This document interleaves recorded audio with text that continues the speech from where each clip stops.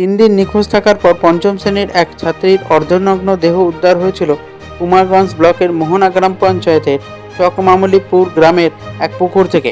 মেয়েটি 4 জুলাই বিকেল থেকে নিখোঁজ ছিল। তার বাবা 5 জুলাই কুমারগঞ্জ থানায় মিসিং ডায়েরি করে।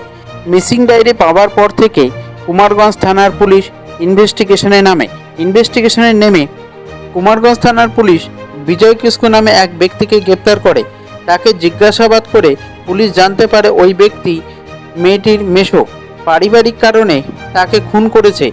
আজ দক্ষিণ দিনাজপুর জেলা পুলিশ সুপার সাংবাদিকদের মুখোমুখি হয়ে এই ঘটনার বিস্তারিত জানান। এই ঘটনার জেরে কুমারগঞ্জ এলাকাতে ব্যাপক চাঞ্চল্যের সৃষ্টি হয়েছে।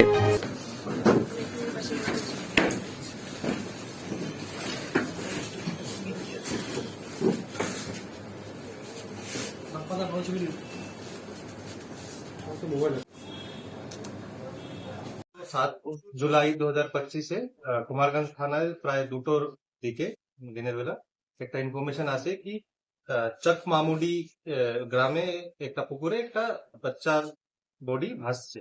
তো সাথে সাথে কুমারগঞ্জ পুলিশের টিম ওখানে পৌঁছায়, বডিটাকে রিকভার করার পরে ওর শনাক্ত হয়, আইডেন্টিফিকেশন হয়।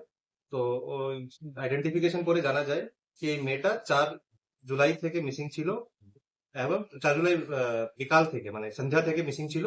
এর জন্য ওর বাবা 5 জুলাইতে থানায় একটা দিনের বেলা অভিযোগ করেছিল, মিসিং ডায়েরি করেছিল।